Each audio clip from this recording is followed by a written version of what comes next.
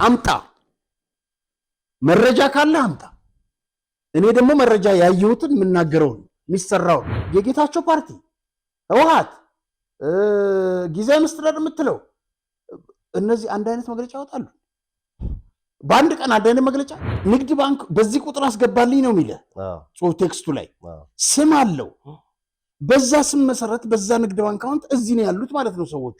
ለምን በቁጥጥር ስር አይውሉ? ከኢትዮጵያ የተዘረፈ ሀብት በፊት ከባንክ በሰረቁት በሱም አሜሪካ በተቀመጠው ይሄ የፈርት ምናምን ገንዘብ የምትለው ግን ከኢትዮጵያ ንግድ ባንክ ይዘረፍ የነበረው ጫካ ያሉ በሱ ነው። እና አዲስ ፓርቲ ለማቋቋም አስበዋል። የወያኔ ሰራዊት ያለ አንድም የፕሬስ ነገር የለም። ዛሬም ይህ ሰራዊት የአብይ ሰራዊት አይደለም። አብይ ነገ ይቀየራል። ይህ ሰራዊት ይቀጥላል። ፊልድ ማርሻል ብርሃኑ በስልጣናቸው ላይ አይኖሩም። እነ ጀነራል አበባው አይኖሩም። የሚመለከተውን ሰነድ በእጃችን ነበር አቀረብን። ጸረ ሙስና የሚሆነው የሚመለከተው የመንግስት አካል መርምሮ ወስኖ የመስጠት ኃላፊነት የሱ ነው እንጂ የኛ አይደለም። አቶ ጀማል የምታወራው ሌላ ነው። ገበሬው ከከተማ ወደዛ ሄዶ እርሻ ማረስ አልቻለም። 100 ሺህ አምጣ ይባላል። ማን? እነዚህ ሸኔ።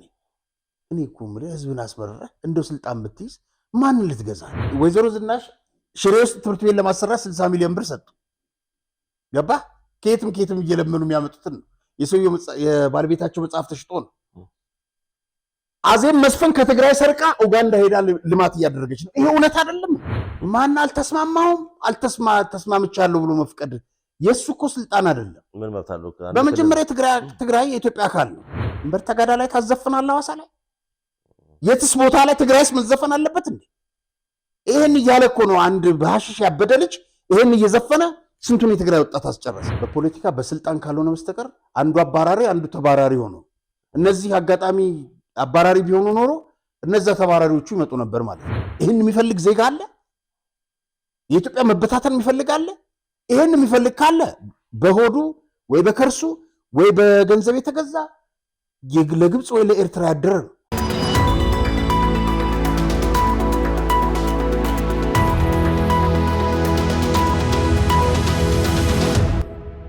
በ7 ዓመታት ጊዜ ውስጥ ብቻ ከ7 በላይ ሳይቶችን ጥንቅቅ አድርጎ ገንብቶ አስረክቦ ከ350 በላይ አባወራዎችን የቤት ባለቤት ያደረገው ቤቶችን በተመጣጣኝ ዋጋ በመሸጥ እውቅናን ያገኘው እንዲሁም ከኢትዮ ሪል ስቴት አዋርድ የክብር ሽልማትን የወሰደው ድርጅታችን ቴምር ፕሮፐርቲስ አሁን ተራው የእናንተ ነው ይላቸዋል። በቅርቡ ባወጣቸው ሳር ቤት ቫቲካን ኤምባሲ አቅራቢያ እና በአዋሪ የሚገኙ ሳይቶቹ ላይ እስከ 35% የሚደርሱ እውነተኛ ቅናሽ አዘጋጅቶ የቤት ባለቤት ይሆኑ ይላቸዋል። ባለ 3 መኝታ ቤቶችን ከ9.9 ሚሊዮን ብር ጀምሮ ካለምንም ወለድና ተጨማሪ ክፍያ ቤቱን በኢትዮጵያ ብር በመዋዋል ይግዙ ይሎታል። እንዲሁም ነጋዴው ከሸማቹ ጋር በቀላሉ እንዲገናኝ ሸማቹን ፍላጎቱን በአቅራቢያው እንዲያገኝ ዘንድ የሺዎች መኖሪያ በሆነው ገላን ኮንዶሚኒየም እና ተክለ ሃይማኖት መሃል ላይ የንግድ ሱቆችን ከ500 ሺህ ብር ቅድመ ክፍያ ጀምሮ እየሸጠን ነው። ሳይቶቻችንን ለመጎብኘትና ለበለጠ መረጃ አሁኑኑ ይደውሉልን። ሰላም ጤና ይስጥልኝ ተመልካቾቻችን፣ እንደምን ሰንብታችኋል? የምትመለከቱት ኢትዮ ዴይሊ ቻናላችን ነው። ዛሬም እንግዲህ እንደተለመደው ወቅታዊና አዳዲስ መረጃዎችን ወደ እናንተ ለማድረስ ጋዜጠኛ አርያ ተስፋ ማርያምና ሮቤል ምትኩ እዚህ ስቱዲዮ ተገኝተናል። መልካም ጊዜ እንዲሆንላችሁ ከወዲሁ ተመኘን። አርያ እንዴት ነህ? ሰላም ሮቤል። ዛሬ እንግዲህ በጉንፋን ድምጽ ነው የምንሰራው። እንግዲህ ተመልካቾችን ይቅርታ እንጠይቃለን። ያሉን ወቅታዊ መረጃዎች አዳዲስ ስለሆኑ በግድ መግባት ስላለብን በዚህ ስሜት ጉንፋኑ የኔ ነው በል ያንተ ነው እንዳትበል የኛ ነው አትበል፣ ግምት ውስጥ እንዲከቱት ነው ተመልካቾቻችን። መልካም ወደ ዋና ርዕሰ ጉዳዮቻችን ከመግባታችን በፊት በፕሮግራማችን ላይ ያላችሁን ማንኛውንም አስተያየት፣ መረጃዎች፣ ጥቆማዎች እንዲሰሩላችሁ የምትፈልጉትን ነገሮች በ0993082062 ቴሌግራም ቻናላችን በጽሁፍ መልእክት ብታደርሱን መልሰን ለእናንተ የምናቀርብ መሆኑን ለማስታወስ እንወዳለን። እንግዲህ ከቀጥል መረጃዎቻችን መሀል እዚህ ስክሪን ላይ እንደምንመለከተው ፎቶ እንደሚታየው አንድ መልእክት ደርሶናል። እሱን ለተመልካቾቻችን እናቅርብ። ሰላም ሮቤልና አርያ ተስፋ ማርያም፣ ይህን በፎቶ የተደገፈ እውነተኛ ማስረጃ ካሰላ ከተማ ከቤተሰብ ወዳለንበት ወደ አዳማ ከተማ በቴሌግራም ደርሶን በወቅቱ ለአንዳንድ ሚዲያዎች እንዲያጣሩልን ልከንላቸው ነበር። እነሆ አሁን ደግሞ በተጨማሪ እናንተም እንድታጣሩልን አደረስናችሁ። ነገሩ እንዲህ ነው። ምንም ማህተም በሌለው ብጫቂ ወረቀት ላይ በተጻፈ የኦሮሚያ ክልል ብልጽግና ፓርቲ የባንክ አካውንት አሰላ ከተማ ውስጥ በየሱቁ እየዞሩ ገሚሱን 50 ሺህ ብር፣ ገሚሱን 20 ሺህ ብር፣ ገሚሱን 10 ሺህ ብር፣ ገሚሱን 7 ሺህ ብር ለኦሮሚያ ብልጽግና ፓርቲ የሚሆን ገንዘብ በዚህ አካውንት አስገቡ እያሉ ቀነ ገደብ ሰጥተው ነዋሪውን እያስገደዱ ነው። ይህን ነገር የብልጽግና ፓርቲ ያውቀዋል ወይ? በፌዴራል መንግስትስ የታዘዘ ነው ወይ? ሰብሳቢዎቹ ህጋዊ ናቸው? እንዲህ አይነት አሰራርስ አለ ወይ? ማጣሪያ ብታደርጉበት መልካም ነው ብለን ነው ወደ እናንተ ያደረስነው ይላል። የዘውትር ፕሮግራማችሁ ተከታታይ ነኝ ከአዳማ ይላል። እንግዲህ በጣም ነው የሚያሳዝነው። አሁን እዚህ ላይ ወልህ ተጽፏል 20 ሺህ ብር ይላል። ይሄ 10 ሺህ ምናምን አካውንት አለ በስክሪፕቶ የጻፈው ብልጽግና ፓርቲ በእንደዚህ አይነት ይሄን የሚያደርጉ አይመስልም። ደግሞ በግዴታ አምጣ የሚባል ነገር የለም። ለብልጽግና ፓርቲ ነው የሚለው አይደል? እንደዚህ አይነት ነገር አለ እንደ በግድ መዋጫ ወጣ የሚባል የለም። እንደዛ ቢሆን እዚህ ምን ሰማ ነበረ። ስለዚህ የሚመለከተው የኦሮሚያ ክልል ባለስልጣናት ይህን ጉዳይ ቢያርሙት። በነገራችን ላይ አንድ ነገር ልንገርህ ሮቤ፣ ትናንትና ማታ በጣም ወዳጄ ነው በጣም ወደው ፈለቀ አበበ አርቲስቱ በሱ ስም ቴክስት መጣልኝ። ቆይ ልንገርህ፣ ዶክተር ሊያ ታደሰ የጤና ጥበቃ ሚኒስትር የነበሩት፣ በቀደም ደግሞ የአሰልጣኝ አብርሃም መብራቱ፣ የተለያዩ ወገኖች ዋትሳፕ ይጠለፋል። እኔ እንዴት እንደሚጠለፍ አላውቅም። 50 ሺህ ብር ነው ደግሞ ሁሉም የሚጠይቁት። የሚገርመው አካውንትና ስም አለ። ኢትዮጵያ ንግድ ባንክ፣ ፖሊስ ምንድን ነው የሚያደርጉት? ንግድ ባንክ በዚህ ቁጥር አስገባልኝ ነው የሚለ ጽሁፍ ቴክስቱ ላይ ስም አለው። በዛ ስም መሰረት በዛ ንግድ ባንክ አካውንት እዚህ ነው ያሉት ማለት ነው ሰዎቹ። ለምን በቁጥጥር ስር አይውሉም? ምንድን ነው እየሆነ ያለው? ግራ ነው የሚገባ። ወይስ የሚተባበራቸው አካል አለ? ምክንያቱም የሚጠይቁት 50 ሺህ ነው። የሚያስቀምጡት የባንክ አካውንት ግልጽ ነው የሚታወቅ ነው። ይህ ግልጽ ነው የሚታወቅ ነው። የኢትዮጵያ ንግድ ባንክ ነው። ስለዚህ ይህንን ለምን እርምጃ የትኛው ባንክ ላይ ቢሆን ያው ዞሮ ሰዎች እነዛ ሰዎች አድራሻ አላቸው፣ በአድራሻቸው ያወጣሉ ማለት ነው። እንዲህ አይነት ነገሮች ያው በተደጋጋሚ የሚቀርቡ ነገሮች ናቸው። እንግዲህ የሚመለከተው አካል ትኩረት ሰጥቶ እንትን ቢልበት ብለን ነው። ሌላው ባለፈው ሳምንት የሰራነው ፕሮግራም ተከትሎ ከክፍለ ከተማና ኮረዳ ጋር በተያያዘ እንደዚሁ የደረሰን አንድ አስተያየት አለ። ይህም ተከታታያችን ነው ትዕግስት ኃይሌ ይላል። አሪያ የእውነት ነህ፣ ከልቤ አመሰግንሃለሁ። እኔ የካ ክፍለ ከተማ ነዋሪ ነኝ።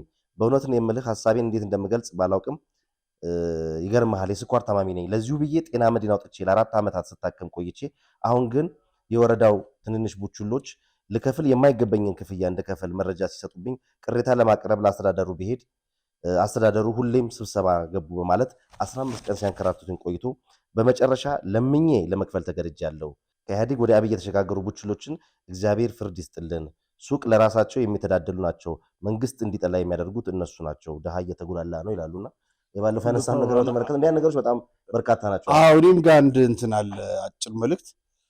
አሪያ በእናትህ እኔ የምኖረው በወረዳ 10 መሪ ነው። መታወቂያ ለመቀበል አምጣ ያሉኝን ሁሉ አቅርቤ ምንም የሚሰማኝ ሰው አጣሁ። አሁን ብታምንም 1 ዓመት ሆኖኛል።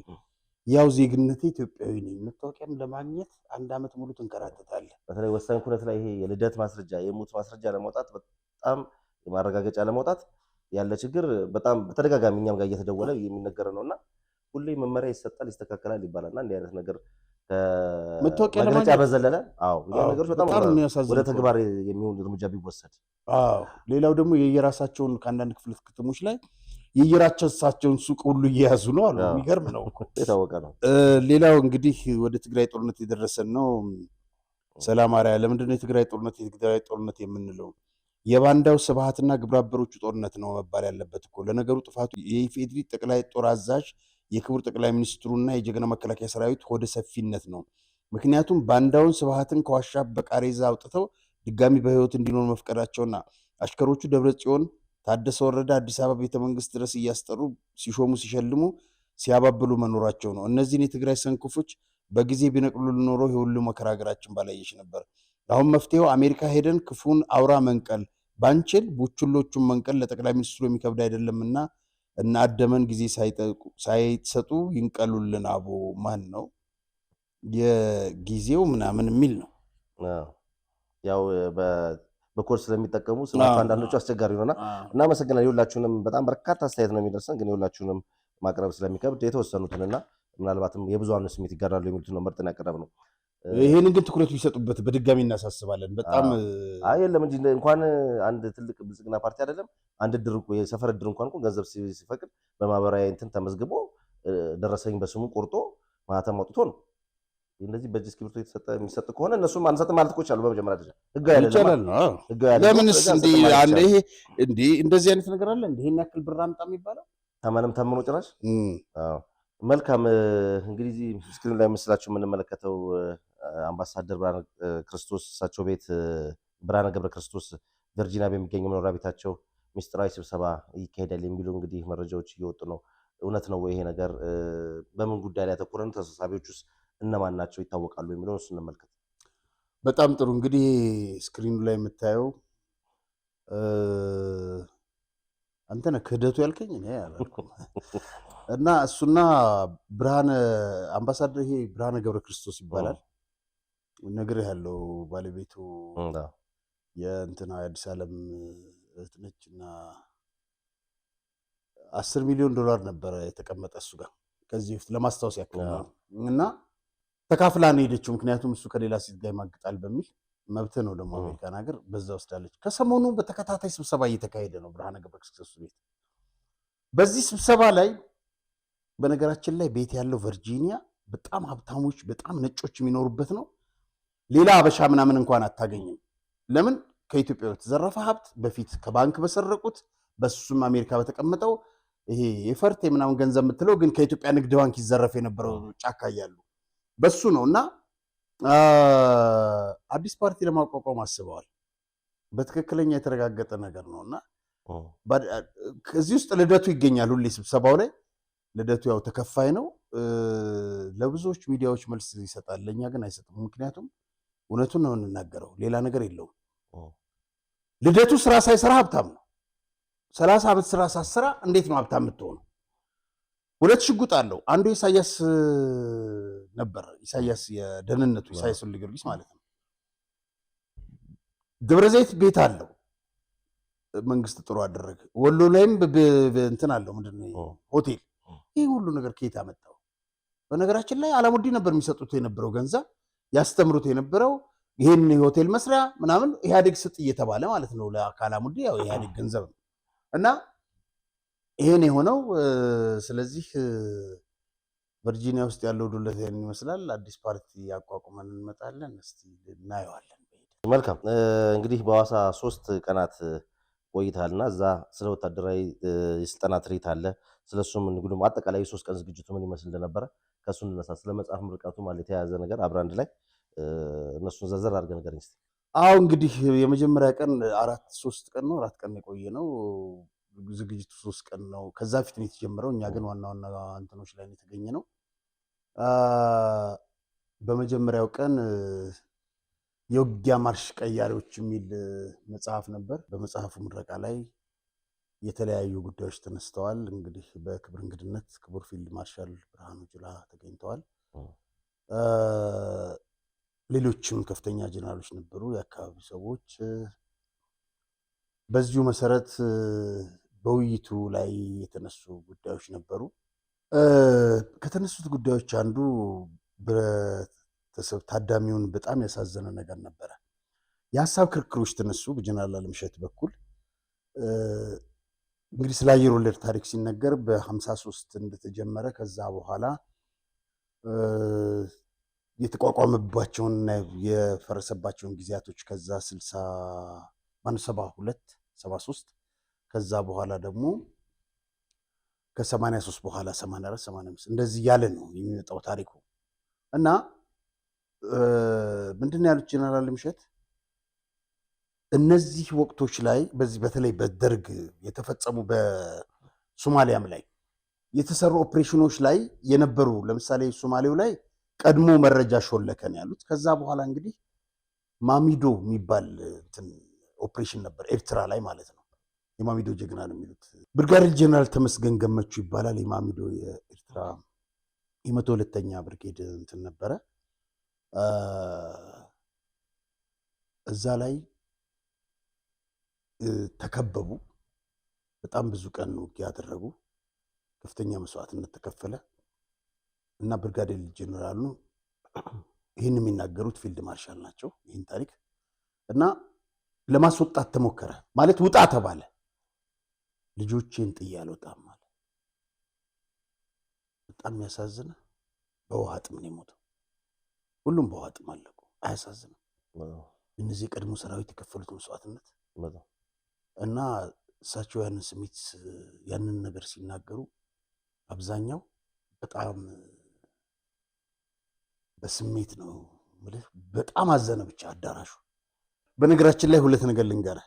ፎቶን አሳይቶኝ ያውቁን ታሪኩን ነግሮኝ ያውቃል። ነዋይ ደበበ አየር ወለድ እንደነበር ታውቃለህ? እሱን አውቃለሁ፣ ሰምቻለሁ። ዘሏል ነው አሁን ብዙዎቹ እኮ አየር ወለድ ይሉና ሳይዘሉም አየር ወለድ ይላሉ። ዘሏል ነው። እሷን አረጋግጬ እመጣለሁኝ። በፍቃዱ ሞረዳ እንግዲህ ይሆናል፣ ግን በፍቃዱ ሞረዳ በጣም ወደውና ማከብረው ሰው ነው። በጣም ወደ ፕሬሱም የገባው በጣም ትልቅ ሰው ነው። በጣም ወዳጃችን፣ በጣም የምናከብረው ሰው በጣም በቀደም ከትርኢቱ በኋላ በተለይ በማግስቱ የነበረው የቅዳሜ ዕለት ትርኢቱ የባህር ላይ ትርኢት ላይ እነዛ በፓራሹት ሲወርዱ አይቼ ለፊልድ ማርሻል የነገርኳቸው አንድ ነገር ነበር። ፍቃዱ በተደጋጋሚ የሚነግረኝ ነገር ነበር። ብሬ ነው የሚላቸው። በጣም አንደኛ ዘላይ ናቸው። ወደ 10 ይመስሉኛል የዘለላ ታሪኮች ገባ የመዝለል በሙሉ ይዘለዋል እሳቸው። እስከ 2500 ድረስ ትዘላለህ። የ400 እንኳን ይከብዳል። አይተህ ነው ለማየት አስበው 2500 እና አንደኛ ነው ብሬ ይላል። በነገራችን ላይ በፍቃዱ ሞረዳም ስለራሱ አያወራም እንጂ አንደኛ ነው። ሌሎች ሲናገሩ እሳቸውም ጎበዝ ነው ያሉኝ። በጣም እሳቸውም ስለራሳቸው አልተናገሩም። ስለ በፍቃዱ ጉብዝና ነው የነገሩኝ። አንዱ ሲመሰክርልህ ደስ ይላል። ነዋይ እንግዲህ ወዳጅን ሸንቆጥ አድርገዋል።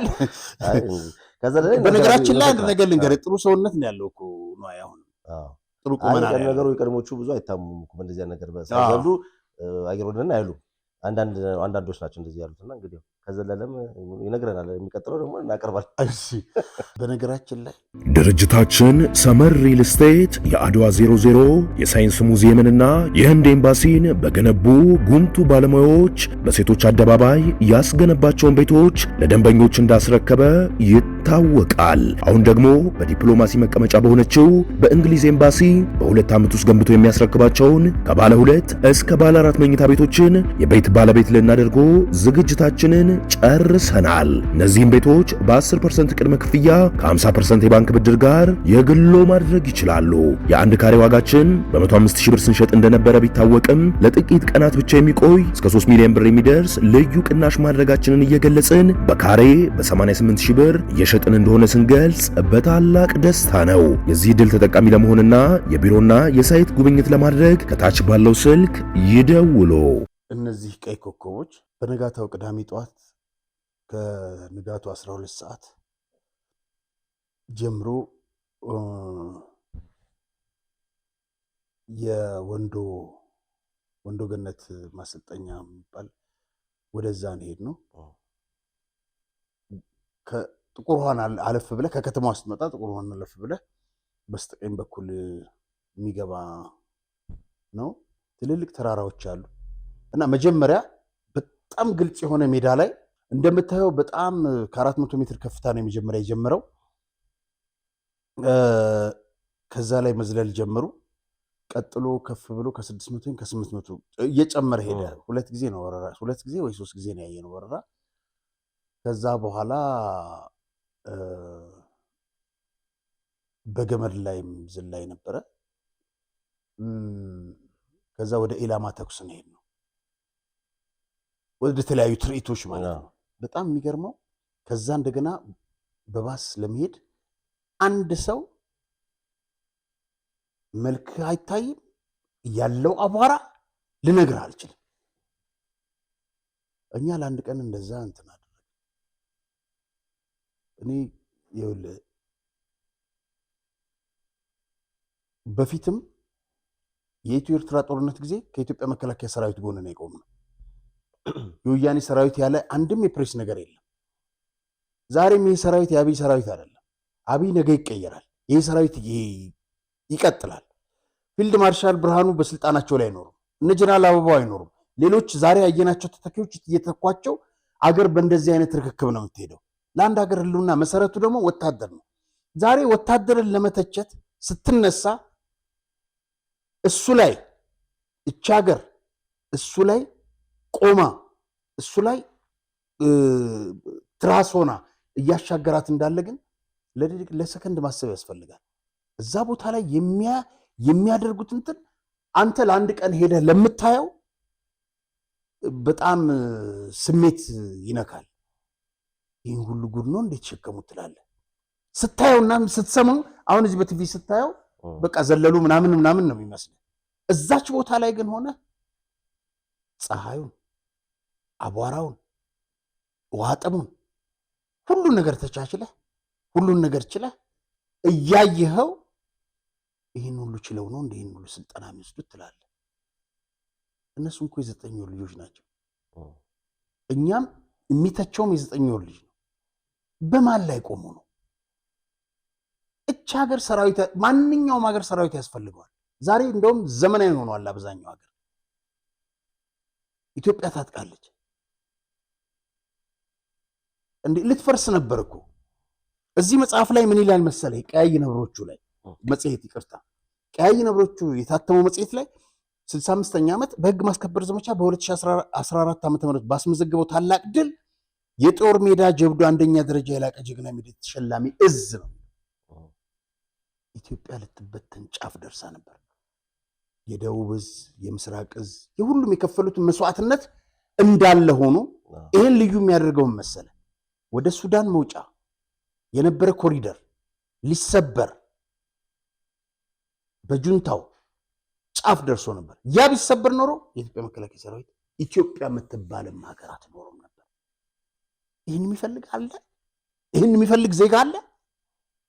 የኢትዮጵያ መበታተን የሚፈልግ አለ? ይህን የሚፈልግ ካለ በሆዱ ወይ በከርሱ ወይ በገንዘብ የተገዛ ለግብፅ ወይ ለኤርትራ ያደረ ነው እንጂ አገርህ ናት። ከስደት መተን እየተቀምጠንባታል። ብትፈርስ ኖሮ ተመልሰን ስደት ነበር የምንሄደው። እንዴት ለሀገር ይህን ትመኛለህ? ይህ ሰራዊት እየከፈለው ያለው መስዋዕትነት በጣም ከፍተኛ ነው። እዛ ቦታ ላይ ሄደህ ስታየው ነው የሚገባ። ከፊልድ ማርሻል ጀምሮ ሁሉም የጦር መኮንኖች አቧራ ሆነብን ምን ሆነብን ሳይሉ እዛ ቦታ ላይ ቆመው ነው እንደኛ ሲመለከቱና ሲያደንቁ የነበረው። በጣም የገረመኝ ነገር ልንገር። በክላሽ ኤኬ ምንድነው ደግሞ ብሬን ምናምን እያለ እንትኖች ትክክለኛ ጥይት የተተኮሱ ልምምድ ሲያሳዩን ነበር።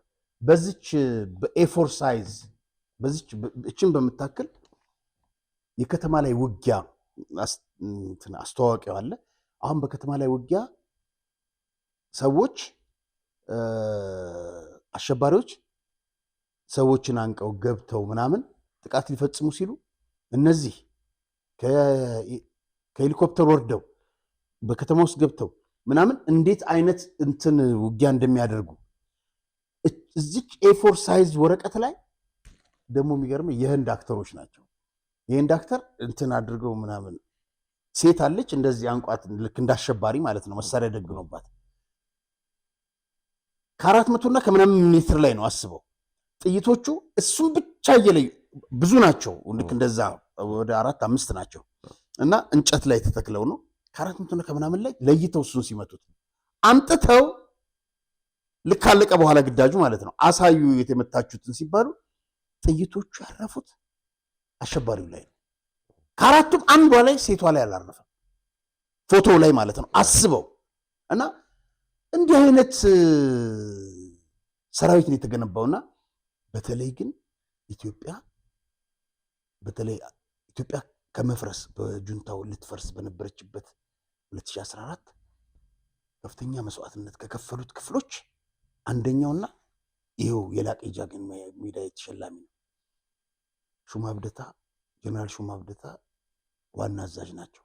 ምክትሎቻቸውም አባሎቻቸውም ከፍተኛ ይሄ ቀያይ ነብሮች ነው የሚባሉት አሁን ይገባቸዋል።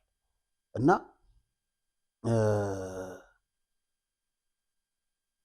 በጣም አስገራሚ ነገር ነው ያየነው፣ በጣም አስደማሚ እና ከዛ በኋላ ከሰዓት ደግሞ ክቡር ጠቅላይ ሚኒስትሩ በተገኙበት ውቅያኖስ ላይ እዛ ባህሩ ላይ የተካሄደ ነው። ከአውሮፕላን ላይ ሄሊኮፕተሮች አጅበዋቸው ነው።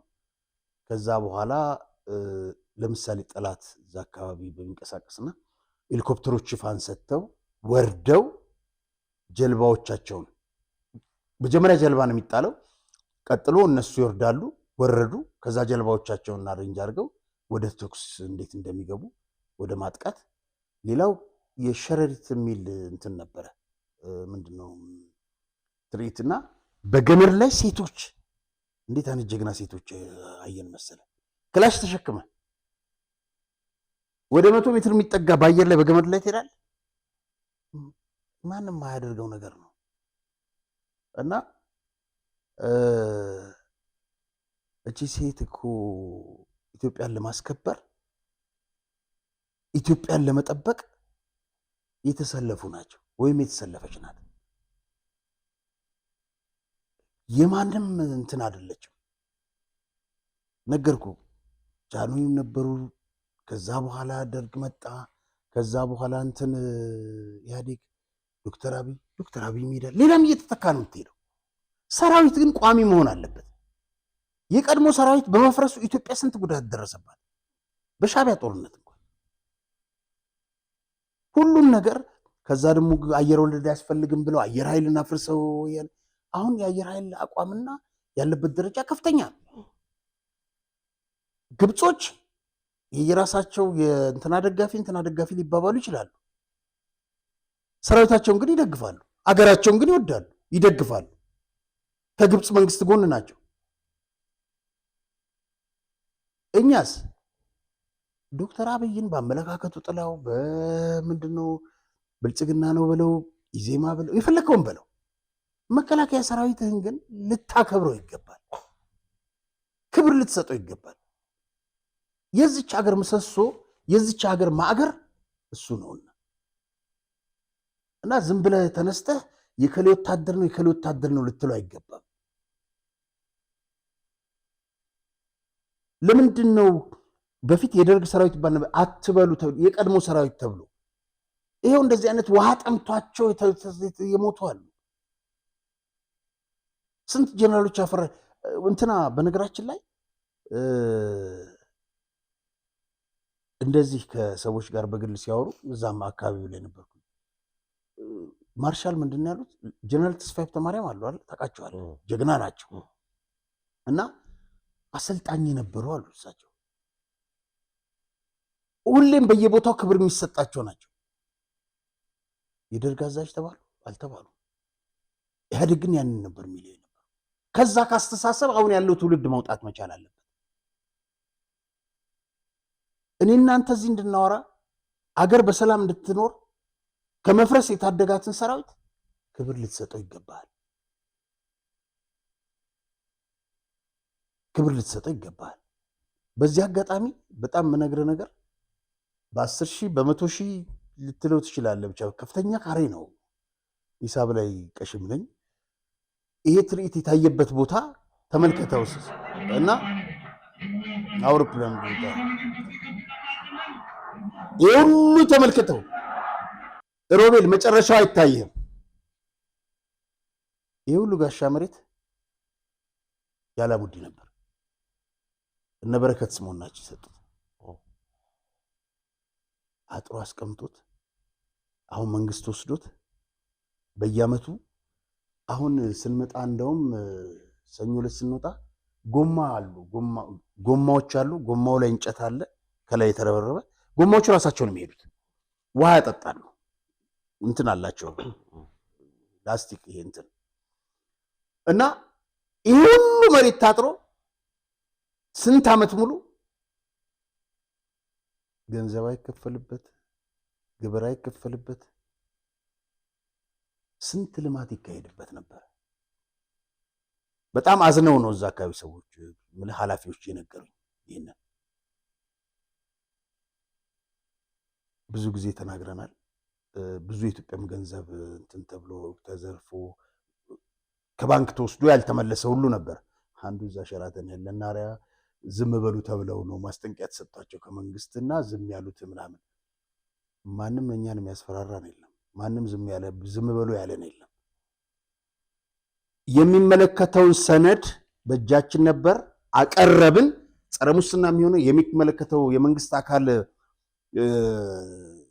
መርምሮ ወስኖ የመስጠት ኃላፊነት የሱ ነው እንጂ የኛ አይደለም። አቶ ጀማል የምታወራው ሌላ ነው። ስለዚህ እኛ ማንም ያስፈራራንም ዝም ብሎ ያለን የለም። ፍርድ ቤት ስላልሆንን እናንተ እጅ መጠምዘዝ ትችላላችሁ። ዳኞችን እናውቃለን ብዙ ነገር አሁንም እና ስለዚህ ማስረጃዎችን እና መረጃዎችን ከማቅረብ ውጪ ምን ማድረግ ትችላለህ? ምንም ማድረግ አትችልም የሚመለከተው አካል እና በዚች አጋጣሚችን ስለሰማው ነው። ሌላው እኚህ ሰውዬ የሐዋሳ ከንቲባ አቶ ጥራቱ በየነን አግኝተናቸው ነበር። ማለት ያው እኔ ከዚህ በፊትም ትውውቅ የለኝም፣ ግን ሐዋሳ ማቃት 2020 የዛሬ 3 ዓመት ነው እና ልዩ ሆናለች። ተለወጠችብኝ፣ ጠፋብኝ። እኔ በነገራችን ላይ ከተማው ጠፋብኝ። በደንብ ነበር ማቃት ሐዋሳ፣ በጣም ነው መወዳት፣ ጠፋብኝ።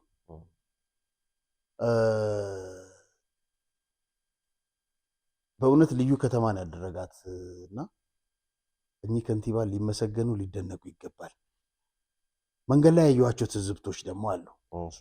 እንግዲህ ከታዘብኩት አንዱ ነገሌ አርሲ፣ ከሻሸመኔ ወደ ነገሌ አርሲ ድረስ የኮሪደር ልማት ይሰራል። መሰራቱ ጥሩ ነው፣ ግን ህብረተሰቡ ይኸውልህ በእንደዚህ አይነት ጀሪካ ነው ውሃ የሚያመላልሰው። ቢታሰብበት ቅድሚያ ሊሰጠው የሚገባው ውሃ ነው እና ይህንን ነገር የሚመለከታችሁ አካላት ባካችሁ፣ በጣም የሚያሳዝን ህብረተሰብ ነው። ብዙ ጥቁር ውሃን ጨምሮ የተለያዩ እንትኖች አሉ፣ ውቅያኖሶች፣ ባህሮች አሉ። እንግዲህ ስራውን እናንተ ነው የምታውቁት። እንደው ይህንን ነገር ቅድሚያ ሰጥቶ የነዛ የውሃ እንትኖች ተጠቃሚ ቢሆን። ይኸውልህ አሁን ይሄ ኮሪደር ልማት ነው፣ ገባህ? ጥሩ ነው ኮሪደር ልማቱ፣ ማንም እንትን የሚለው የለም እና ቅድሚያ ቢሰጣቸው በጣም ጥሩ ነው። ሌላው እንግዲህ እማቃት ከተማ መቂ ወደዚህ መጥተህ በጣም አንቀላፍታለች፣ በጣም ታሳዝናለች። መቂ ከተማ አቧራ ለብሳለች። ያ ደግ ህዝብ፣ ያ ሩሩህ እምልህ እርሻ ላይ ሄደህ እኔ በፊትም ስለማውቀው ነው እና እርሻ ላይ ሄደህ የአንድ ገበሬ እርሻ ላይ ገብተህ ፓፓይ ምናምንም ብትበላ ብላ ነው የሚልህ፣ ምንም ነገር አይልህም። ሸኔ ከፍተኛ ጭቆና ካደረሰባቸው ከበደላቸው ከተሞች አንዱ መቂ ነው። አንድ አባገዳ ነበሩ፣ እሳቸውን ሁሉ በአሰቃቂ ሁኔታ የገደሉ ናቸው እነዚህ ሸኔዎቹ እና በቀን ሁሉ መተላለፍ አይቻልም ነበረ ከ8 ሰዓት ከ9 ሰዓት በኋላ። አሁን ሰላም ወርዷል። ችግሩ እርሻ ወዳለባቸው አካባቢዎች ወጣ ብለህ ወደ መቂ ገበሬው ከከተማ ወደዛ ሄዶ እርሻ ማረስ አልቻለም። 100 ሺህ አምጣ ይባላል። ማን? እነዚህ ሸኔ። እኔ እኮ የምልህ ህዝብን አስመረረህ እንደው ስልጣን ብትይዝ ማንን ልትገዛ ነው? ገበሬው አለኝ እማቃቸው ሰዎች ስላሉ እዛ ወደ ቡታጅራ እየሄደ እያረሰ ነው። ኪሱ 10 ሺህ ብር የሌለ 100 ሺህ ብር እንዴት ነው የሚከፍለው? 1 ሚሊዮን እንዴት ነው የሚከፍለው? እና መቂ በጣም የሚገርም ነገር፣ ብዙ ከተሞች እንትን ብለው ማደግ የሚገባት አቧራ ለብሳ ብዙ የተሰሩ የተጀመሩ ሆቴሎች ማቃቸው ሁሉ ሴቶች የጀመሯቸው ነበሩ፣ ግን በእንጥልጥል ነው የቆሙት እና አቧራ እንደለበሰች ነው መቂና መቂን እንትን ለመታደግ እንደው ሁሉም መቂንም ሌሎችንም ውሃ የሌለባቸውንም ቢሰራ መልካም ነው ላለ። ሌላው አደጋ ምልህ አሰቃቂ አደጋዎች አይተናል። እስከ ዝዋይ ነው ያለው መንገድ። ከዝዋይ በኋላ ወደ ድሮ መንገድ ነው የምትገባው እና ይሄ የሐዋሳው መንገድ አብዛኛው አልቋል። እንዲህ ስታልፍ ታያቸዋለህ አንዳንድ ከተሞች ላይ ስታገኝ እና እሱ ነገር ቢከፈት ይሄ መኪና አደጋውን በጣም ይቀንሰዋልና በተቻለ መጠን እሱ ቢሰራ። ምክንያቱም ላንጋኖ ላይ እኛም አደጋ ገጥሞን ነበረ፣ ግን ላንጋኖ ላይ ያየነው አለፍ ብለህ ያየነው አደጋ አንድ መኪና ስንሄድ ነው ያየነው፣ ስንመለስ መኪናው ነበር ጨርቅ ሆኗል። 2 ታማቾች ሞተውበታል። የሚያሳዝን ነው። ፌስቡክ ላይ ሰሞኑን ነው እኔ አልሰማሁም እና በኋላ ነው ሰው ይነገረኝ። ወደ ጣሊያን ጉዞ የሚያደርጉ ነበሩ በቅርቡና በጣም ያሳዝናል። ምን መሰለህ አሁን ማሰቢያ ጭንቅላት ሰጥቷል። አሁን እኛ የደረሰብን አደጋ መኪናው ነው የተገጨ፣ ግን ምንድነው መሰለህ መጥፎ ነገር ልናይ ነበረ። ሚኒባሱ አንደኛ ከመጠን በላይ ሰዎች ጭኗል። ደርቦ እና ከዛ በኋላ ደርቦ ሲሄድ ከፊት ለፊት የሚመጣ መኪና አለ። ተስፈንጥሮ ወደ ዳር ወጣ። ባይወጣ ኖሮ በኤኒትሬውና በሱ መካከል ይጨፈልቀውና ያሁን ህዝብ ያልቃል። ለምንድን ነው ቀስ ብሎ ማሄዱት? ምንድን ነው መደረብ? በዛ ሰዓት እኛ ያንን አደጋ ድንገት ደንግጠን ፍሬን ይዘን ጥግ ስንይዝ በደንብ ጥጋ ላይ ያዝን። ከኋላ የመጣው መኪና ኤኒትሬው መጣ። ምንም አልተጎዳንም እኛ። እና እዛ ቦታ ላይ እንደዚህ አይነት ነገሮች እየተፈጸሙ ነውና ሹፌሮች በተቻለ ይሄ ወደ 2 ነው 3 አይሲዙ ተገልባብጦ ነው ያየው። እና በተቻለ መጠን ከዚህ አደጋ ቢታቀቡና በጥንቃቄ ቢያሽከረክሩ ህብረተሰቡንም በቃ በትንሽ ሰከንድ ይኸውልህ ጣሊያን ምናምን አልከኝ አይደል? በቃ ህይወት ያልፋል በትንሽ ሰከንድ። እና ይሄንን ነው መልካም እንግዲህ ስለ ሐዋሳው ብዙ ነገር አወራሁ፣ ግን እኔ ደግሞ የሰማሁት አንድ ነገር አለ። ዝም ብለህ ዘላለህ ደብቀህ አለፍካት ወይስ መናገር አልፈለግም? ጠቅላይ ሚኒስትሩን ከነ ባለቤታቸው እንዳገኘ ሰዎች ነግረውኝ ነበር። አዎ ነገር አለ። ዳዊት ነው የነገረ። አዎ አግኝቻቸዋለሁኝ። ለመጀመሪያ ጊዜ ነው የጠቅላይ ሚኒስትሩን ባለቤት ክብርት ወይዘሮ ዝናሽን ያገኘኋቸው። የተነጋገርነውን ለምን እነግርሃለሁ፣ ግን አንድ ነገር ልንገርህ። እኔ ስላገኘኋቸው ስላላገኘኋቸው አይደለም። 94 ዓመተ ምህረት ጀምሮ አንተም የፍቅር መጽሔት ላይ ብትሰራም እኛ የፖለቲካው ላይ በኋላ ለካ ወደ ፖለቲካው መጣሃል እና የምንሰራ የነበረው ህወሓትን ስናጋልጥ የነበረው ዶክተር አብይ ይመጣል ብለን አይደለም። ገብቶሃል? እውነትን አይተህ ትፈርዳለህ። ወይዘሮ ዝናሽ ወይም ክብርት ሲሰርቁ አላየናቸው። ገባህ? ትምህርት ቤት ሲያሰሩ ልማት ሲያከናውኑ ነው። ይሄ የሚመሰከር የአደባባይ ሚስጥር ነው። ገባህ? እኔ ብልጽግና ነው ወያኔ ነው ማንም ምንም ሊለኝ ማንም ይለኝ፣ አንዴ ሻዕቢያ ነው ይሉኛል፣ አንዴ ደግሞ ምንድን ነው ያለኝ እና እኔ እንደዚህ ይባላለሁ ብዬ እውነት ከመናገር ወደኋላ አለ። ዶክተር አብይ ወደ ስልጣን ይመጣል። እኔ ብልጽግና ደጋፊም አይደለሁኝም፣ የማንም ፓርቲ ደጋፊ አይደለሁኝም፣ አባልም አይደለሁ። ወይዘሮ ዝናሽ ሽሬ ውስጥ ትምህርት ቤት ለማሰራት 60 ሚሊዮን ብር ሰጡ። ገባህ? ከየትም እየለመኑ የሚያመጡትን ነው። የሰውየው የባለቤታቸው መጽሐፍ ተሽጦ ነው። አዜብ መስፍን ከትግራይ ሰርቃ ኡጋንዳ ሄዳ ልማት እያደረገች ነው። ይሄ እውነት አይደለም እንዴ? 4 ቢሊዮን እኮ ዶላር አላት። ይሄ ነው ልዩነቱ። ይሄን ልዩነት የማይቀበል ካለ የራሱ ጉዳይ ነው፣ በግድ ይቀበል አይደለም። እውነቱ ግን ይሄ ነው። አምጣ መረጃ ካለ አምጣ። እኔ ደግሞ መረጃ ያየሁትን የምናገረውን የሚሰራውን ደቡብ ድረስ ጎንደር ድረስ ትግራይ ድረስ የትግራይንማ በሉት እኮ ወይዘሮ ዝናሽ ለ60 ሚሊዮን ብር የትግራይ ተወላጆች ስብሰባ ላይ ጠቅላይ ሚኒስትሩ ሰብስበው ተገኝቼ ነበር። ከትግራይ ለመጡት ተወላጆች ነው የተነገረው። አብዛኛው እንትን ብሏል፣ ታውሯል በህወሓት። አዜብ መስፍን እኮ ይልሃል ይሽኮረመማል። አሁን ግን የመረጃ ዘመን ነው። ከስንዴ ከእርዳታ ስንዴ ከትግራይ ጉሮሮ ከኢትዮጵያ ህዝብ ጉሮሮ አዜብ ሰርቃ ሄዳ በ4 ቢሊዮን ዛሬ ኢንቨስት ስታደርግ ተቃራኒ ያችም የጠቅላይ ሚኒስትር ባለቤት ነች። ሁለቱም የጠቅላይ ሚኒስትር ባለቤት ናቸው። በዚህ በጣም የክብር ምስጋና ላቀርብ ፈልጋለሁ። አቅርቤያለሁ እውነት ለመናገር እና ሌላውን የተነጋገርነው አልነግርህም። መልካም። ከሐዋሳው ሳንወጣ የጀነራል አበባው ስለ ቀይ ቦኔት ያደረጉት ንግግርና ሽልማት አለ። እሷን ነገር እንመልከት። እዚህ ጋር እንግዲህ መጀመሪያ ስማቸው ተጠራ። ከተራራው ላይ በገመድ ሮቤል፣ ከዛ እኮ ተራራ ላይ ገመዱ ሳት ቢልህ በቃ የምታየው ነገር፣ እኛ ወታደር አይደለንም ማለት የምታየው ነገር ግን በጣም እንትን ይልሃል እና ይህን ሁሉ ችለው ሲወርዱ ኮንፊደንሳቸው ወታደሮቹ ምናምን። እሱ ትርኢት ከመቅረቡ በፊት ጀነራል አበባውን በኦሮሞ ባህል መሰረት ኩታ ሸለሙት።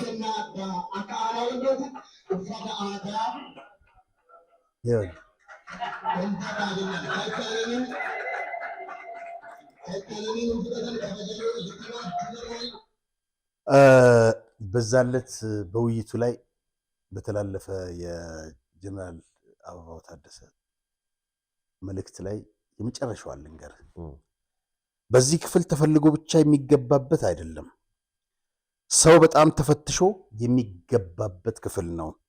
ያ ደግሞ የክፍሉን የማድረግ አቅም ለመጠበቅ የሚደረግ ስርዓት ነው። ስለዚህ ቀይ መለዮን በትክክለኛው ወደፊት ከሚሰጠው ቀይ ግዳጁ ጋር ለማገናኘት ራሱ ማሰብ አለበት። ወደፊት ያለው ቀይ ግዳጅ ነው። አመሰግናለሁ። ገብቷል? ወደፊት ቀይ ግዳጅ ነው። በነገራችን ላይ በጣም ጀነራል አበባው ባለበት መድረክ በጣም ነው የምትዝናናው። አንድ ጊዜ የአየር ኃይል የሆነ የአየር ኃይል በዓል ነበረ። ምንድነው ጥናታዊ ጽሁፎች ምናምን ይቀርቡ ነበር እና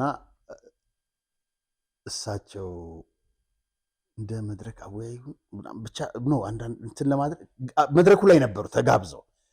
በኋላ ያ ጥናቱን የሚያቀርበው ሰው ኮምፒውተሩን ሲነካካ እንትኑ ላይ አልመጣለ። የተወሰኑ ደቂቃዎች ፈጀ እና ጀነራል ማይኩን አንስተው እንግዲህ ታገሱ፣ አንዳንድ ጊዜ አየር ላይም ቴክኒካዊ ችግር ሊፈጠር ይችላል አሉ እና ብዙ ጊዜ የሚናገሯቸው እንትኖች አንድ የሆነ ቀልድ መሰል ምናምን መጣል የሚችሉበታል። ለቀይ ግዳጅ ተዘጋጁ አሉ። እዛ መድረክ ላይ ከሳቸው ከቀረበ በኋላ እችን ግጥም ማን እንደገጠማት አላውቅም። በጣም እንዴት ደስ ይላል። ስማ ውስጥ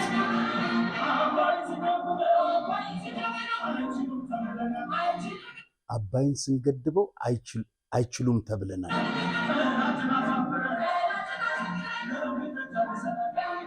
ጠላትን አሳፍረን ገንብተን ጨርሰናል።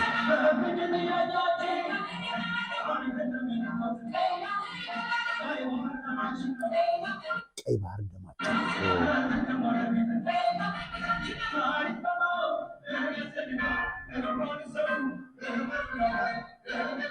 ግመሉን ያውቃል።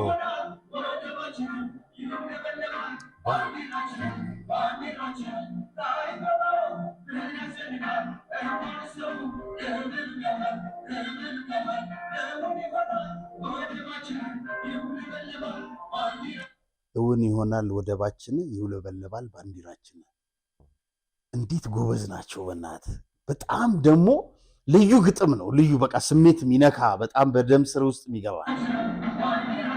ከዛ ቀጥሎ የጠቅላይ ሚኒስትሩ ውስጥ ስለ አሰብ ያሉትን እንስማ።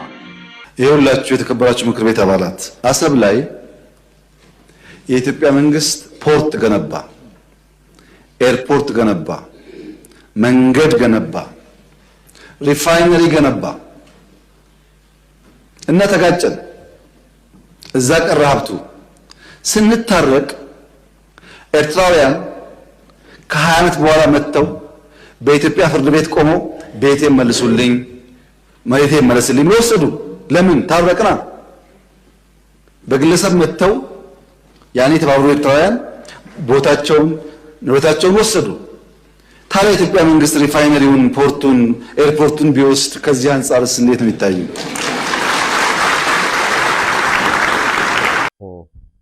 ይህንን ይመስላል ሮቤልና የጀነራል አበባው ለቀይ ግዳጅ ተዘጋጁ። ምትገርም ነች። መልካም። በጣም የሚገርምን በመጨረሻ አንድ ነገር ልንገርህ። የእሁድ ዕለቱ የዝግጅት የክሰዓት ዝግጅት አልቆ ወደ ሐዋሳ ከተማ ተመለስን። በርካታ ከፍተኛ መኮንኖች፣ ጀነራል መኮንኖች፣ የጦር አዛዦች ባሉበት ከአንድ ቦታ ተመልከት። ይሄ ሙዚቃ ነው። ይሄ ምን ማለት ነው? ይሄ መልእክቱ ምንድን ነው? እኒህ ከስሜት ምልህ የራቁ ሰዎች ስለሆኑ እንጂ ይሄ የተከፈተበትን ቤት እርምጃ ቢወሰድበት ጠብቀ ሰዓት በጣም ድምፅ ከመጠን በላይ ከፍተው እየሰማ ነው ነበር። በስልክ የቀዳሁት ለዚህ ነው። አውቀው ነገር ፍለጋ ነው። እንበር ተጋዳ ላይ ታዘፍናለህ። ሐዋሳ ላይ የትስ ቦታ ላይ ትግራይስ መዘፈን አለበት እንዴ? ይሄን እያለ እኮ ነው አንድ በሐሽሽ ያበደ ልጅ ይሄን እየዘፈነ ስንቱን የትግራይ ወጣት አስጨረሰ። አይ ይሄን ዘፈን በዚህ ሰዓት የሚዘፈን ግን ያበዳል። ማንም እንጂ ማንም ይሄን አያደርግ። ውጤቱን ያያ ህዝብ አለ። ስንት ሰው ሚሊዮን እኮ አለቀ። ስንት ጊዜ ነው የሚያልቀው የትግራይ ወጣት? እንዴ ጦርነት አያስፈልግም የምንለው እኮ ለዚህ ነው። ጀነራል መኮንኖች ባሉበት ይሄን በር ተገዳላይ ተከፍታለህ። በጣም የሚያሳዝን። አሁን እንደነዚህ አይነቶች ላይ እርምጃ ብትወስድ ወይ ወደ ፍርድ እርምጃ ስለ ግድያ ምናምን አለ። ይሄን የከፈቱ ሰዎች መልእክቱ ምን እንደሆነ ይገባሃል። ስለዚህ ብታስራቸውና በህግ ብትጠይቃቸው ትግሬዎች ስለሆኑ ታሰሩ ልትል ተመልከት። ግን በቦታው ሆነን የቀረጽነው ነው። ወደ ቀጣይ አጀንዳችን ስንሄድ እንግዲህ ሰሞኑን መነጋገሪያ የሆነው ምናልባት የትግራይና የአማራ ፖለቲካን እንደ አዲስ እያጦዘ የሚገኘው ጉዳይ እንግዲህ የኢትዮጵያ ብሔራዊ ምርጫ ቦርድ በአማራና ትግራይ ክልሎች መካከል አከራካሪ ሆነው የቆዩ የተባሉትን 5 የምርጫ ክልሎች በተመለከተ ከፌዴሬሽን ምክር ቤት ደርሶልኛል ያለውን ውሳኔ ይፋ አድርጓል። ያንን ተከትሎ እንግዲህ የሁለቱ ክልል ፓርቲዎችና ፖለቲከኞች በመግለጫም በሚዲያዎችም እየተጣጣዙ ይገኛሉና እሱም በተመለከተ እንግዲህ የተወሰኑትን እንመልከት። እንግዲህ በትግራይ ክልል በኩል የጊዜያዊ አስተዳደሩ ህዝባዊ ወያነ ትግራይ ወይም ህወሓት፣ ዲሞክራሲያዊ ስምረት ትግራይ ስምረት እና ሌሎች መሰል ፓርቲዎች ውሳኔውን ተገቢ ያልሆነ ሲሉ በከፍተኛ ሁኔታ ተቃውመዋል። ህወሓት ወይም ደግሞ አደመ ቡድን ጉዳዩን አስመልክቶ ባወጣው መግለጫ በህገ መንግስታዊ የክልል ግዛቶች ጉዳይ አልደራደርም፣ የፌዴራል መንግስት የክልሉን ህጋዊ ግዛቶች ራሱ ባደራጃቸው ታጣቂዎች በኃይል እንዲያዙ አድርጓል። የፌዴሬሽን ምክር ቤት ያሳለፈውና በምርጫ ቦርድ ይፋ የተደረገው ውሳኔ ህገ መንግስቱና የፕሪቶሪያ ስምምነት የሚጥስ ከመሆኑም በላይ የህዝቡን ህልውና በይበልጥ አደጋ ላይ የሚጥል ነው ሲል ተቃውሞውን ገልጿል። ውሳኔውም በግልጽ ጦርነት እንደማወጅ ነው ያለው። እንግዲህ ህወሓት በትግራይና በአማራ ህዝብ መሃል አዲስ ውጥረት እንዲፈጠር ያለመ አደገኛ አካሄድ ነው ሲልም ፌዴራል መንግስትን ከሷል። በተመሳሳይ ከትግራይ ክልሎች በወጡ ወታደራዊ አዛዦች የሚመራውና በአፋር ክልል አካባቢ የሚንቀሳቀሱ የትግራይ ሰላም ኃይልን ጨምሮ በክልሉ የሚገኙ የተለያዩ የፖለቲካ ፓርቲዎች እንግዲህ የፌዴሬሽን ምክር ቤት ውሳኔን በግልጽ ተችተዋል። ሌላው እንግዲህ የትግራይ ጊዜያዊ አስተዳደር ነው። ጊዜያዊ አስተዳደር መግለጫ አውጥቶ ነበር። በተለይ ደግሞ ትናንትና ደግሞ ማክሰኞ አዲስ መግለጫ አውጥቷል። ከየካቲት 17 ትናንትና በወጣው መግለጫ ላይ ህግ በሚጥስ ማንኛውም አካል የሚሰጥ ውሳኔን አልቀበልም ብሏል። የትግራይ አስተዳደር ካቢኔው እንግዲህ የፌዴሬሽን ምክር ቤት ውሳኔን በተመለከተ ባሳለፈው አዲስ ውሳኔ መሰረት የትግራይ ክልል የግዛት አንድነት ከተከበረ በኋላ በክልሉ ሁሉንም የፖለቲካ ፓርቲዎች የሚያሳትፍ ምርጫ ይደረጋል የሚል አስገራሚ አስተያየት የታከለበት መግለጫ አውጥተዋል። የጊዜያዊ አስተዳደሩ ካቢኔ የፌዴሬሽን ምክር ቤትን ውሳኔ ህገ መንግስቱና ህጋዊ ስርዓቱን የጣሰ ነው። ይህን ካለ በኋላ እንግዲህ እንዲህ አይነት ውሳኔ ህጋዊ ማረጋገጫ እንደማይሰጥና ማንኛውም ጉዳይ በህግና በድርድር ሊፈታ ይገባል። የኢትዮጵያ መንግስትም የባሰ ጥፋት ውስጥ ሊከት የሚችለውን ይህንን ውሳኔ በአስቸኳይ ሊቀለብስ ይገባል ብሏል። በሌላ በኩል ደግሞ እንግዲህ የአማራ ክልልም ያወጣዋል ስምረትም አለ። እሱን እንመልከትና ከዛ የአማራ ክልል በአቶ ጌታቸው ረዳ የሚመራው የዲሞክራሲያዊ ስምረት ትግራይ ፓርቲ የፌዴሬሽን ምክር ቤት በአወዛጋቢ የምርጫ ክልሎች ላይ የሰጠውን ውሳኔ ካላስተካከለ በምርጫ አልሳተፍም። እዚች ጋር ነገር ትላንት ለአንድ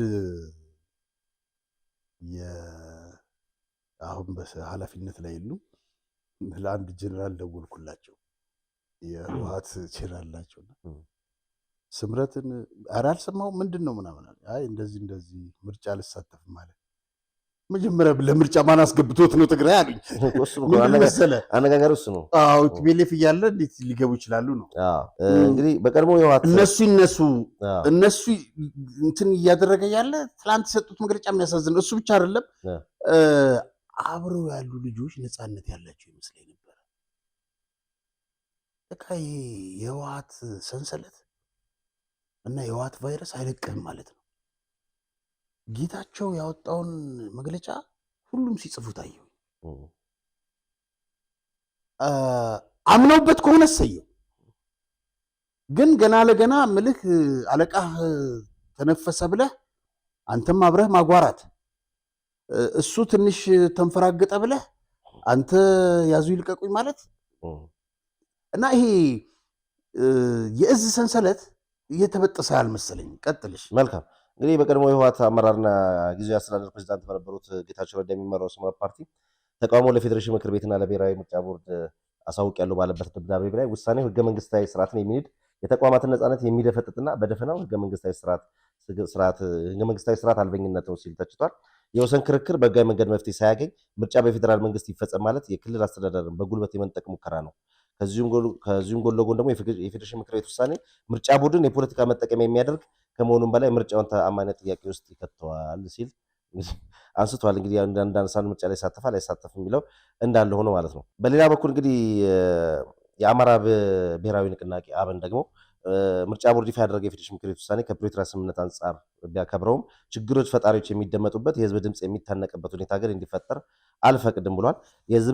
የህዝባችን ጥያቄ ጥፋት ኃይሎችን ለማባበል ሊውል አይገባም ያለው የአብን መግለጫ በአወዛጋቢ አካባቢዎች ያለው ህዝብ በባህል በስነልቦና ማንነት ከሚመስለውና ባለበት አስተዳደር ወሰን ውስጥ ተሳትፎ እንዲኖረው መብቱ ተጠብቆለት የመምረጥና የመመረጥ መብቱ ሊከበርለት ይገባል ሲል አቋሙን ይፋ አድርጓል።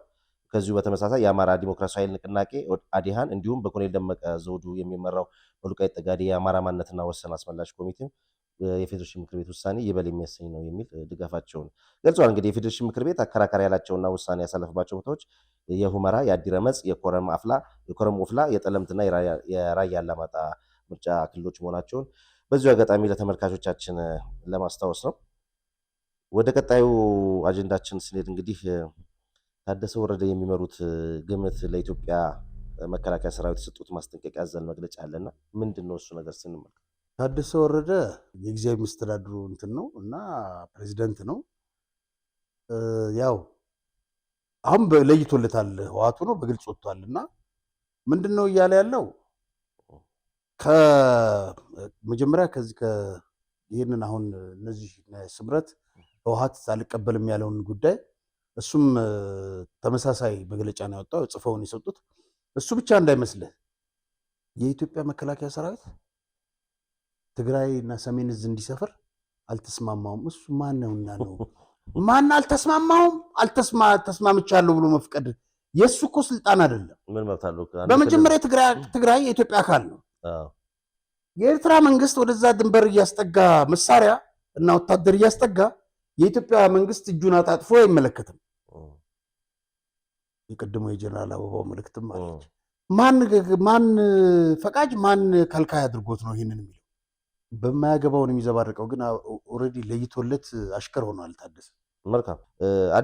ወደ አዲስ አበባ የመጡት እንግዲህ ጦርነቱ ሊጀመር ነገሮች በጠዙበት ሁኔታ ላይ 3 የቲዲኤፍ ሰራዊት አዛዦች ወደ አዲስ አበባ መጥተዋልና እሱን ነገር እንዴት አገኘኸው?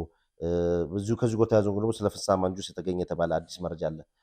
እሱንም ትነግረናለህ። ምናልባት በሐዋሳ ቆይታስ ያገኛቸው መቼም የተለያዩ ጀነራሎች ነውና በእነዚህ ሰዎች ጉዳይ ላይ ያወራኸው ያገኘው መረጃ አለ? እሱንም አብረህ ጠቅለል አድርገህ ንገረን። በጣም ጥሩ ሮቤል። እንግዲህ እነዚህ 3ቱ ጀነራሎች ያልካቸውን መጥተዋልና ግን አንዳቸውም ልክ እንደ ጀነራል ዮሐንስ እንቁላሉን ፈርክሰው እንደወጡት ሁሉ ትክክለኛውን ሀቅ አይነግሩንም። መምጣቱ ልዩነታቸው በፖለቲካ በስልጣን ካልሆነ በስተቀር አንዱ አባራሪ አንዱ ተባራሪ ሆኖ፣ እነዚህ አጋጣሚ አባራሪ ቢሆኑ ኖሮ እነዛ ተባራሪዎቹ ይመጡ ነበር ማለት ነው። በቃ ይሄ ነው እንትኑ። እነሱ እየተባረሩ ተመልሰው ከማን ጋር ነው እንዲሆኑት? ተመልሰው ከህወሓት ጋር ነው እንዲሆኑት። እኔ አሁን በጣም ያስገረመኝና የደነገጥኩበትን ነገር ልንገርህ። ለነገሩ እውነት ለመናገር ደነገጥኩ ስልህ በግርምት ነው የደነገጥኩ። የጌታቸው ፓርቲ ህወሓት ጊዜያዊ መስተዳድር የምትለው እነዚህ አንድ አይነት መግለጫ ያወጣሉ በአንድ ቀን፣ አንድ አይነት መግለጫ። ከዛ እንደውም ትግራይ ቲቪ ትላንት ስሰማ ምንድነው የሚለው የነበረው? ሁላችሁም በትግርኛ ምን ይላል ዜና እና ምናምን ላይ ሁላችሁም የትግራይ አክቲቪስቶች፣ ምንጥሴዎች፣ ፖለቲከኞች አንድ ላይ ቁሙ፣ አንድ ላይ ሆኑ። የኢትዮጵያ መንግስት በከፍተኛ ጉዳዮች ላይ ተይዞ ባለበት በዚህ ሰዓት ይህንንና እነዚህም ሰዎች ወጥተው ሰሜን ዕዝ ጦርነቱ የተጀመረበትን ነገር አይነግሩም። መምጣታቸውን እኔ ምንም እንትን አይደለም። ምክንያቱም ጌታቸውን መጥተው ዛሬ ታጥፈው ሌላ አቋም ያዙ። ምርጫ እንወዳደርም ምናምን ይሄን ያክል ድረስ የሚያስኬድ ነገር ምንድን ነው? በመጀመሪያ ደረጃ እንዴ እኔ ያልኩት ብቻ ካልሆነ ብለህ እንትን ትላለህ እንዴ? ሁሉም ነገር በጠረጴዛ ዙሪያ የሚፈታ ነው በውይይት እና ጌታቸው እንደዚህ ካለ ሌሎች ደግሞ ትንሽ ያላነበቡት ደግሞ ምን ሊሉ እንደሚችሉ አስበው። እንደነ ደብረጽዮን ምናምን የሚይዙትን አቋም አስበው። በጣም የሚገርመው 4 ጀነራሎች አግኝቼ ነበር በዛ በሐዋሳው እንትን እንደው እንዳሰብከው እንደዚህ ተፈረካከሱ አይነት ነገር እንኳን ደስ እኔ እነዚህ ሰዎች ሳይጠፉ ምንም የትግራይ ሰላም የሚያገኘው እነዚህ ሰዎች ሲጠፉ፣ አለበለዚያ ኢትዮጵያም ሰላም አታገኝ። ሁሌም ከጦርነትም አትወጣም እና የተባባልን ይሄን ነው። አንደኛው እንደውም ትንሽ ፈገግ አድርገውኛል። አይ ጥሩ ነው እነዛ እኮ እየገቡ ነው አልኳቸው። ከፍተኛ ጀነራል ናቸው። የሻዕቢያማ እንደገቡ እናውቃለን፣ በሜካኒዝም ደረጃ እንደገቡ እናውቃለን። ግን ሰብሰብ ይበሉ ለመመታትም አንድ ላይ ሲሆኑ ነው ጥሩ አሉኝና አሳቁኝና በጣም ጥሩ። እንግዲህ ሌላው ስለ ፍስሐ ማንጁስ የነገርከኝ ነው። እዚህ ጋር በቆይቷል እንደውም ይችን ነገር እንትን አርገናት ነበር አውጥተናት ነበር። አሁን ወንትድ 9 ብለው ፍስሐ ማንጁስን ከሚፈለጉ አንዱ አድርገው አውጥተውታል። በመንግስት ባለፈው ጊዜ ባቀረብነው መረጃ ላይ ፍትህ ሚኒስቴር በኢትዮጵያ ንግድ ባንክ ያላቸው ገንዘብ እንዳይንቀሳቀስ ተብሎ ታግዶ ነበራል።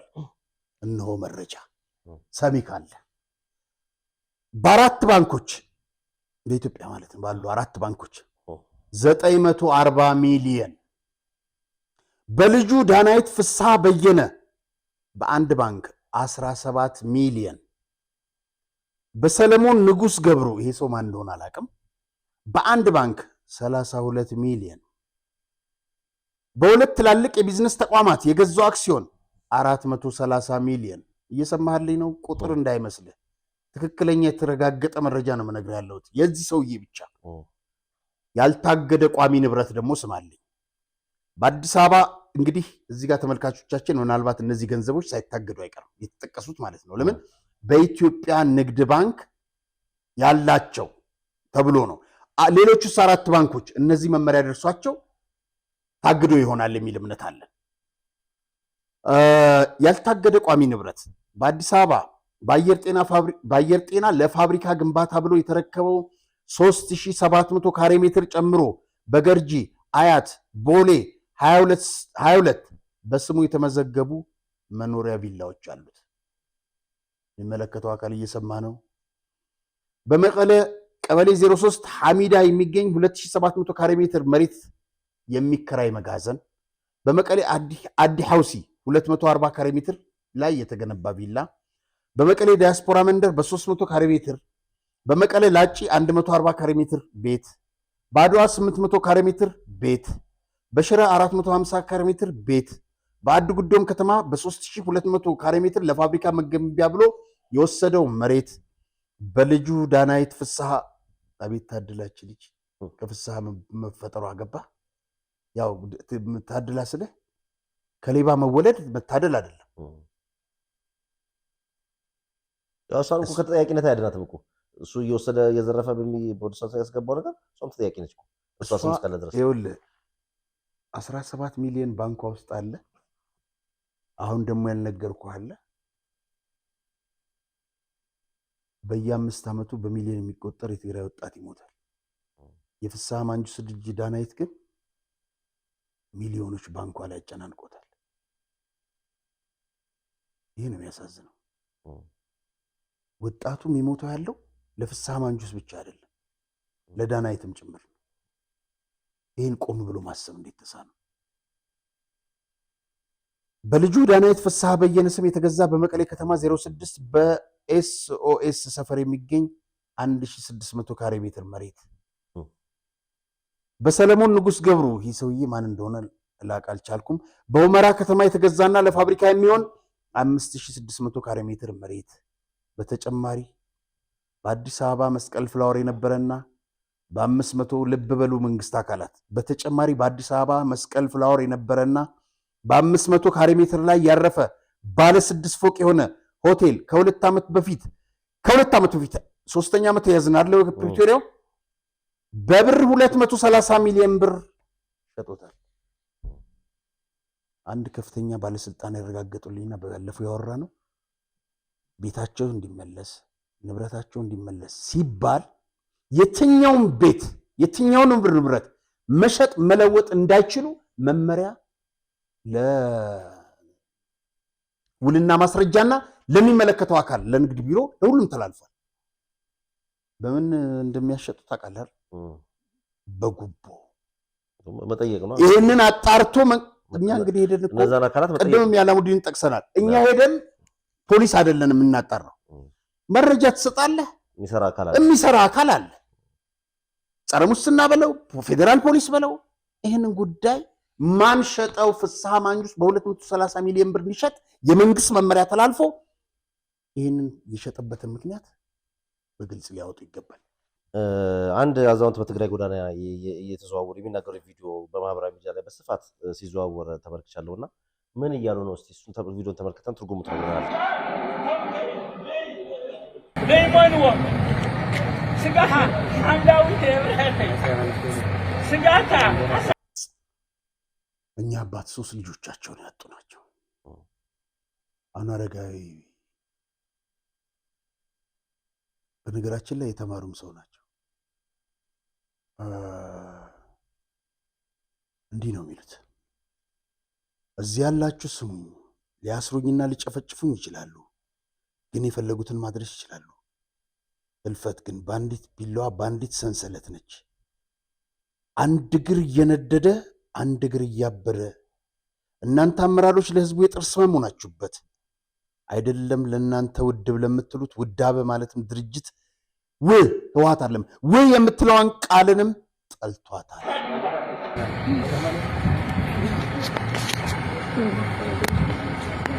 አብዲያትኩም ወጥቶ ስጋይ ክትሞትሩ ይሁን ከጭፍጭፉን ተሆኑ ተአስሩን ተሆኑ ያሳዝናሉ።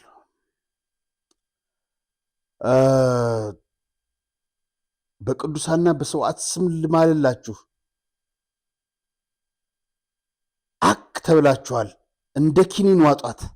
የምነግራችሁን ስለ ህዝባችሁ የቆሰሉ የነደዱ የሞቱ ክብር አጡ። ከሁሉም አጣላችሁን፣ አጋጫችሁን። ዚዝ እያላችሁ እየጨፈራችሁ እናንተ ስስታሞች፣ እናንተ ደሞተራዎች ገባ ደሞተራዎች፣ አሁንም ልትገሉኝና ልታርዱኝ ትችላላችሁ። ልቤ ውስጥ ያለውን ሀቅ ግን ፈጽማችሁ አትቀይሩትም። በቃ ካሁን በኋላ ተኩሳችሁና መታችሁ ይደክማችኋል። ማንም ህዝብ አይሰማችሁም።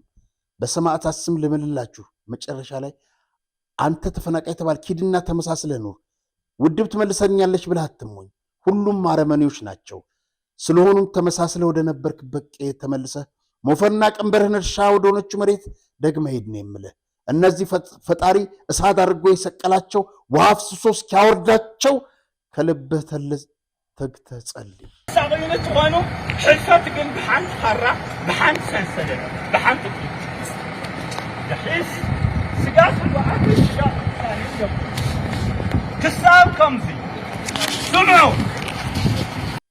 3 ልጆቻቸው የሞቱባቸው አባት ናቸው። የመጨረሻውን አንድ መልእክት ላሳይ። ታጥቆ ይመጣል፣ ታጥቆ ይመለሳል።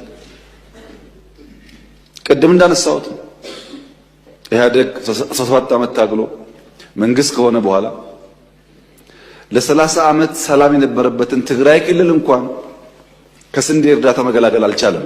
አረ ክቡር ጠቅላይ ሚኒስትር ምን ስንዴ ነው? ስንዴው ቀርቶበት ከጥይት በታደጉት እንደዚህ ያበዱባት አገር። ይሄው ልክ ይህ አዛውንት አባት 3 ልጆቻቸው ናት።